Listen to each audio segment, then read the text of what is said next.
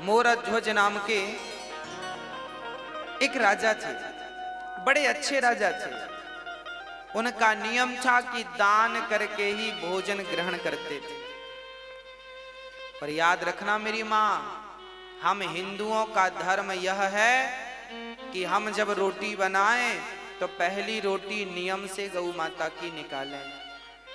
हम हिंदुओं का कर्तव्य है कि हम आखिरी रोटी कुत्ते को निकालें। हमारा कर्तव्य है कि हम अपने घर से एक थाली भोजन दीन दुखी और गरीबों को खिलाएं। पहले जब हम भोजन करते थे हमारे भारत में, तो हमारे बाप दादा बाहर निकलकर देखा करते थे कि हमारे द्वार पर कोई बैठा तो नहीं है। अच्छा, पहले के घर ऐसे बनते थे कि घर के बाहर बैठने की एक पट्टी होती थी। पुराने घर ऐसे ही बनते थे कि कोई भी आके बाहर बैठ जाता था, और हम लोग भी बाहर कभी कभी घर वाले भी बैठते थे, बातें होती थी, चर्चाएं, सत्संग।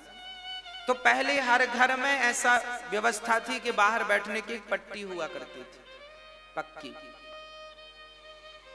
पर्ची बोलते थे बाहर, आंगन बोलो, आंगन अलग है, पर्ची बोलते थे, होती थी। जब आप भोजन करने बैठे तो बाहर निकलकर जरूर देखें कि आपके बाहर कोई है तो नहीं भूखा। ऐसा तो नहीं कि आप अंदर भोजन कर रहे हैं और बाहर कोई आपके घर पे ही भूखा बैठा है। आपके द्वार पर कोई भूखा बैठा है, उसके पेट भरने की जिम्मेदारी आपकी है। ये हमारे भारत का धर्म है, हमारा धर्म है, हमारे वेद यही सिखाते हैं। इसलिए अपनी एक थाली आप कभी जाया करो गरीबों के बीच में। इसलिए यहां अन्न क्षेत्र बंटता है कि एक थाली आप किसी को बाहर आपके कोई मिले ना मिले, एक एक थाली करते करते आपके 365 दिन में आपकी 365 थालियां हो गई। इसलिए यहाँ एक बार अन्न क्षेत्र में आप एक बार अन्न क्षेत्र कराते हैं तो एक साथ 2000 साधु भोजन कर लेते हैं, एक साथ सब लोग खा लेते हैं। तो रोज रोज नहीं खिला पाओ, तो इसलिए अन्न क्षेत्र होता है कि आप सभी को अपने हाथ से प्रसाद बांटे, अन्न क्षेत्र दें। हाँ, तो आपका नियम है, हमारा नियम हो कि हम रोज दें, ना तो फिर साल में एक बार दें। ऐसे अच्छे कार्यों से जुड़ जाएं नियम से। मोरध्वज का भी यही नियम था। रोज ब्राह्मणों को बुलाते, उनके चरण धोते, उनकी सेवा करते, उनकी वंदना करते, उनको भोजन कराते, और उनके कहने पर जो वो कहते वो दान करते। दान अपने मन से नहीं करते थे, ब्राह्मण से पूछते थे आपको क्या चाहिए, जो वो कह दें वो दान करते थे। वो कहें कि हमें गाय चाहिए तो गाय दान कर देते थे, वो कहें हमें सोना चाहिए सोना दान, वो कहें हमारे रहने को घर नहीं है तो जमीन दान कर देते थे। राजा थे, ब्राह्मणों से पूछ कर दान करते थे आपको उनके मन का।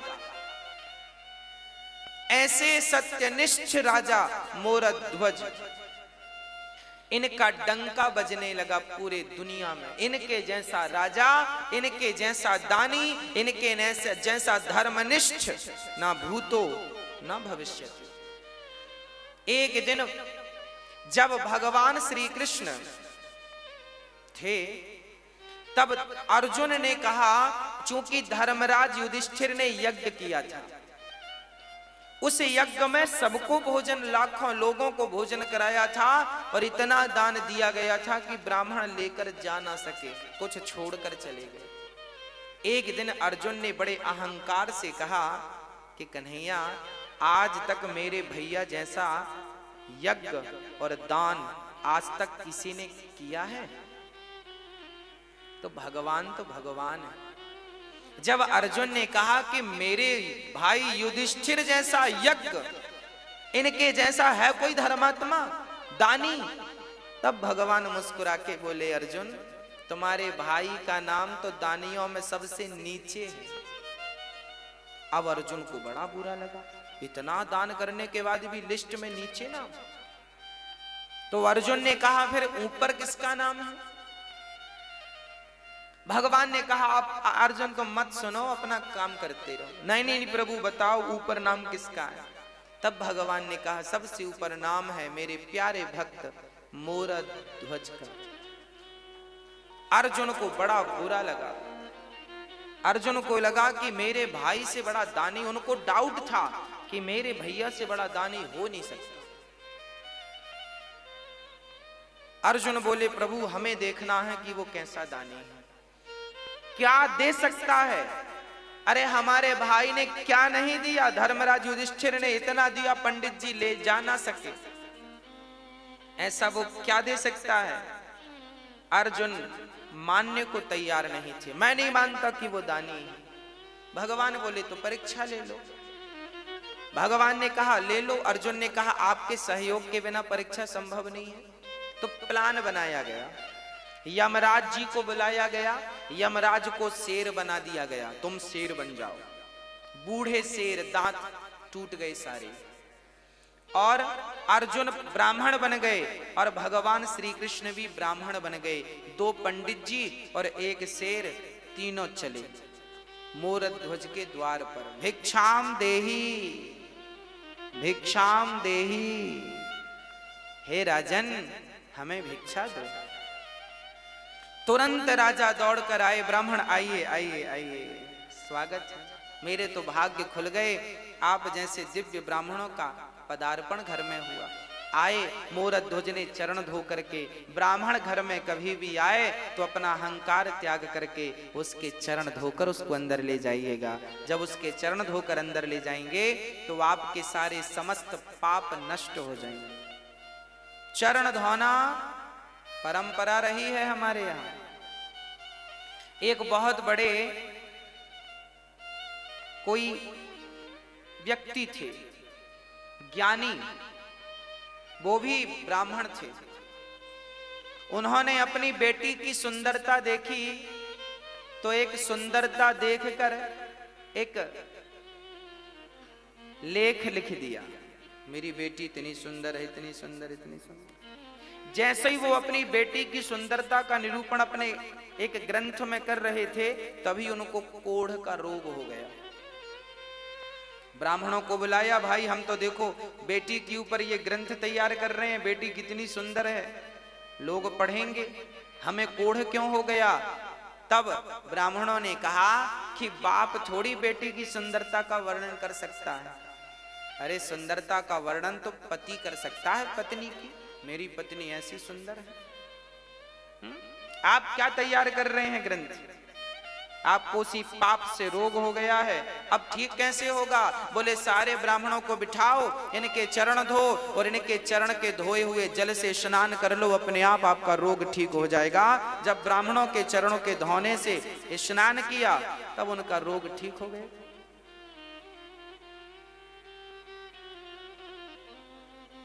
भगवान श्री कृष्ण भी सुदामा जैसे ब्राह्मणों के चरण धोए कि नहीं, हाँ या ना। वो तो भगवान थे ना, भगवान को क्या जरूरत थी ब्राह्मण के चरण धोने की। अरे ब्राह्मण तो खुद पांव पड़ते हैं भगवान के, ब्राह्मण तो खुद भगवान के चरणों की धूल मस्तक पर रमाते हैं, ब्राह्मण तो खुद अपने आंसू बहाते हैं भगवान को पाने के लिए। उस परमात्मा के लिए हम रोते हैं और वो हमारे चरण क्यों धोएगा। क्योंकि भगवान कहते हैं अतिथि देवो, यदि मैं ही इस मर्यादा का पालन नहीं करूंगा कौन करेगा। इसलिए भगवान ने ब्राह्मण सुदामा के चरण खुद धोए हैं और फिर उन्हें भोजन कराया है। आपके घर कभी ब्राह्मणों को बुलाना भोजन पर तो सबसे पहले उनके चरण धोना और चरण धोकर ही उन्हें भोजन पर बिठाना, भोजन कराना। आजकल तो 13ही बरसी में भी लोग पांव नहीं धुलते। आप अपने माता पिता की 13ही करते हो ना, बरसी करते हो ना, तो आज के बच्चे तो इतने एडवांस हैं, वो पांव धुले क्यों, क्योंकि वो तो बड़े साहब हैं, पांव धुलने में शर्म आएगी, काहे धुलेंगे पांव। अरे भैया, ब्राह्मणों के चरण को जब आप धुलते हैं तो ब्राह्मणों के चरणों को धुलने में जितना पानी खर्च होता है वही पानी तुम्हारे पूर्वजों को पानी प्राप्त होता है पीने के लिए रास्ते में। मैं मरूंगा तो मैं भी वही पानी पीऊंगा जो मैंने ब्राह्मणों के चरणों को धो करके बहाया है, वही पानी मुझे पीने को मिलेगा। आप भी मरेंगे तो आप भी प्यासे मर जाएंगे यदि कभी ब्राह्मणों के चरण नहीं धोए तो। जीवन में जलदान करना चाहिए, जो जलदान करते हैं वो पानी मिलता है आपको। और यदि जलदान नहीं कर पाए तो फिर चरण धो ब्राह्मणों के। इसलिए 13 में चरण धोए जाते हैं। ब्राह्मण 13 ब्राह्मण के चरण धोकर बिठाया जाता ना प्रसादी के लिए। अब ये परंपराएं बंद हो गई हैं, लगभग सब मॉडल हो गए हैं, सब बड़े बन गए हैं, छोटा कोई बनना नहीं चाहता आजकल। आज एक बार कोई व्यक्ति बड़ा हो जाए उसके बाद छोटा नहीं बनना चाहता, वो कहता मैं तो खुद बड़ा हूं। गलत बात। बड़ा वो नहीं है जो अपने आप को बड़ा बनाए और समझे, बड़ा वो है जो अपने आप को बिल्कुल मसक समान रूप कपिधरी अति लघु रूप पवन सुत लीन्हा। हनुमान जी लंका गए, बड़े बनकर नहीं गए, छोटे बनकर गए। इसलिए ब्राह्मणों के चरणों से प्रीति हो, माता पिता के चरणों से प्रीति हो, माता पिता के चरणों को धोया करो। चलो ब्राह्मणों के चरणों को नहीं धोते हो कोई बात नहीं, माँ के चरणों को धोगे तो उनका जो जल बचेगा वो भी तुम्हें मरने के बाद पानी के रूप में प्राप्त होगा, वही मिलेगा। और नहाने में तुमने जो 20 बाल्टी बहाए हैं ना उसका रत्ती भर मिलने वाला नहीं है।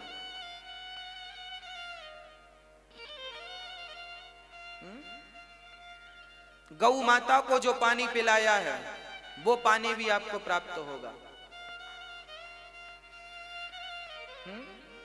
जरूरतमंदों को जल का दान दिया है वो भी जल आपको प्राप्त, जो दिया है वो मिलेगा, सीधी बात। गाली दी है तो गाली मिलेगी और राम राम दिया है तो राम राम मिलेगा।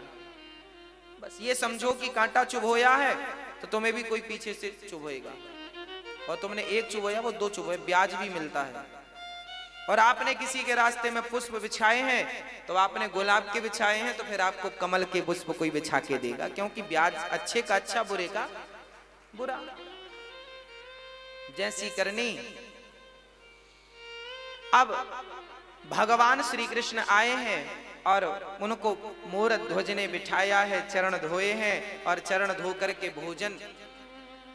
ब्राह्मणों ने कहा राजन हम भोजन बाद में करेंगे, पहले हमारा शेर बाहर खड़ा है उसे आप कुछ भोजन की व्यवस्था कीजिए। हाँ हाँ मोरध्वज बोले बताइए शेर क्या खाएगा, उसके लिए हमारे पास बढ़िया जो कहें वो हलवा बनवाएं, जो कहें वो रोटियां बनवाएं, मालपुआ खवाएं। क्या खाता है आपका शेर? ब्राह्मण कहते हैं राजन हमारा शेर तो देखो सभी शेरों की तरह वो मांसाहार करता है, मांस खाता है। अच्छा मोरध्वज बोले कोई बात नहीं हम मांस की व्यवस्था कर रहे हैं। अच्छा कहां से मांस लाओगे? बकरे को मारोगे? ना ना ना। गाय को मारोगे? ना। राम राम राम राम राम। फिर मुर्गी को मारोगे? ना ना ना ना। फिर किसी प्रजा को मारोगे? ना ना, प्रजा तो भगवान है उसे क्यों मारेंगे? मोरध्वज से भगवान ने कहा फिर तुम कहां से मांस लाओगे? मोरध्वज बोले हमारे पास भी तो मांस है, हम अपना काट के देंगे आपके सिर को, अपनी जांघ का मांस दे देंगे, हमारा पेट बड़ा है पेट का मांस दे देंगे, आपके सिर का पेट भर जाएगा। देखो एक राजा, वो राजा क्या उसके राज्य में बकरा बकरी नहीं थे? कह देता बकरे को ले लो बकरा देता हूं मैं। ना, जीव हत्या पाप है, अहिंसा ही परमो धर्म। हम किसी की हत्या नहीं करेंगे, अपना मांस काट के देंगे। शिवी ने भी अपना मांस काट के एक कबूतर के लिए दिया था। मोरध्वज बोले अपना, ब्राह्मण बोले सुनो आपका मांस हमारा शेर खाएगा ही नहीं। क्यों? बोले आप बूढ़े हैं ना, आपका मांस कठोर हो गया है, पर हमारा शेर जो है उसके दांत गिर गए हैं, बुढ़ा हो गया है, कोमल कोमल मांस खाता है। फिर किसका मांस? ब्राह्मणों ने कहा पहले संकल्प लो, दान लेने के पहले संकल्प ले लिया जो मांगेंगे दोगे। मोरध्वज ने कहा दिया। तो सुनो, आपका बेटा है। हाँ हाँ है, ताम्रध्वज, मोरध्वज का बेटा ताम्रध्वज।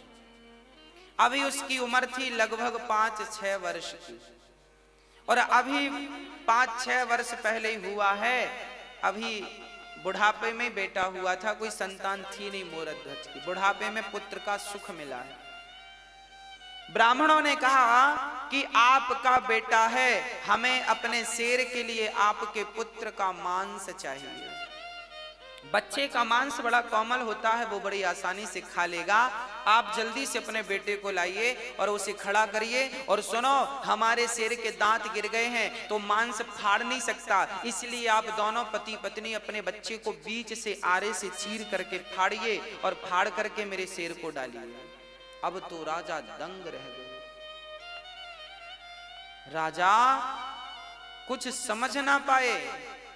एक पिता एक मां अपने बेटे को वारे, चलो बेटे का दान तो बहुत लोगों ने किया है, पर बेटे को वारे से चीरना, और उस बेटे को जो एक ही बेटा हो, बड़ा लाड़ प्यार का बेटा हो। अब तो राजा का दिल जोर जोर से धड़कने लगा। समस्या ये नहीं थी कि बेटे को वारे से चीरना है, समस्या तो राजा के सामने यह थी कि बेटे को जबरदस्ती यदि फाड़ेंगे तो बाल हत्या का पाप लगेगा। किसी को जबरदस्ती मारेंगे तो पाप नहीं लगेगा। तभी देखो हमारे यहां धर्म कैसा है। वो नन्हा सा बालक जो मोर ताम्रध्वज था, वो दौड़ कर आया और पिता से कहने लगा, पिताजी इतना क्या सोचते हैं? आप यही सोच रहे हैं ना कि मैं तैयार हूं अपना मांस देने को या नहीं? राजा बोले, हाँ बेटा, मैं यही सोच, मेरा धर्म संकट यह था कि मैं आपको जबरदस्ती पकड़कर काट दूं, पाप लगेगा। तब ताम्रध्वज ने कहा, वाह पिताजी, अरे पुत्र का जन्म ही इसलिए होता है कि वो पिता के धर्म की रक्षा करे। जिस पुत्र ने अपने पिता के धर्म की रक्षा नहीं की, उस पुत्र का पुत्र होना व्यर्थ है, क्योंकि आपने अपने पिता के धर्म की रक्षा नहीं की। उस बेटे ने कहा, पिताजी आज आपका धर्म ना चला जाए, इसलिए अपने धर्म को बचाइए। बेटा चला गया तो कल दूसरा बेटा आ जाएगा, पर धर्म चला गया तो दोबारा धर्म लौट कर नहीं आएगा। इसलिए धर्मो रक्षति रक्षित, धर्म की रक्षा करो। ताम्रध्वज खड़ा हुआ।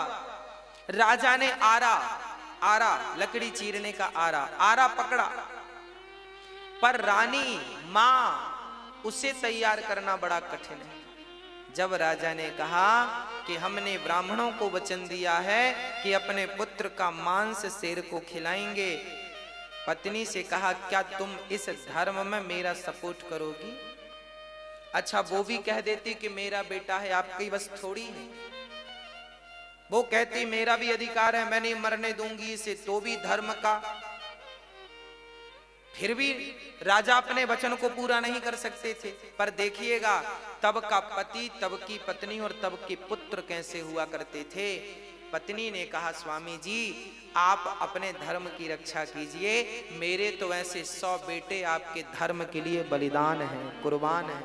आपके धर्म के लिए यदि मैं मेरे पुत्र का, मेरे ममत्व का बलिदान देना पड़े तो मैं अपने ममत्व का बलिदान दे दूंगी। खड़ा कर दिया बेटे को, बेटे की मर्जी से, और आरा रखा गया। आरा चीर करके अब आरा सिर पे रखा, और जैसे ही आरा चलाने लगे, उस नन्हे से बच्चे ने कहा, पिताजी एक पल के लिए रुक जाइए। मां रुक जाइए। अंदर से गया और रुई लेकर के, रुई कान में लगा दी मां के पिता के कान में। मां ने कहा, बेटा ये कान में तुमने रुई क्यों लगा दी? पिता ने कहा, बेटा ये मेरे कान में रुई क्यों लगाई? तब उस नन्हे से ताम्रध्वज ने कहा, पिताजी, माँ जी, जब आप आरा चलाओगी ना तो हो सकता है मैं दर्द के मारे चीखूं, हो सकता है मैं चिल्लाऊं, पर माँ मैं कितना भी चीखूं, मैं कितना भी चिल्लाऊं, मैं चाहता हूं कि मेरी चीख आपके कान तक ना जाए, इसलिए मैंने रुई लगा दी, क्योंकि कान तक मेरी चीख चली गई तो आप आरा चलाना रोक दोगे, और आरा चलाना रुक गया तो आपका धर्म ही संकट में पड़ जाएगा। और मैं नहीं चाहता कि मेरी कोई चीख आपके धर्म पर कोई बाधा बने, रुकना नहीं चाहिए आरा। बस खड़े हो गए ताम्रध्वज, आंख कानों में रुई लगाई, और वो माता पिता अपने धर्म की रक्षा के लिए अपने पुत्र को ही बीच से चीर दिया।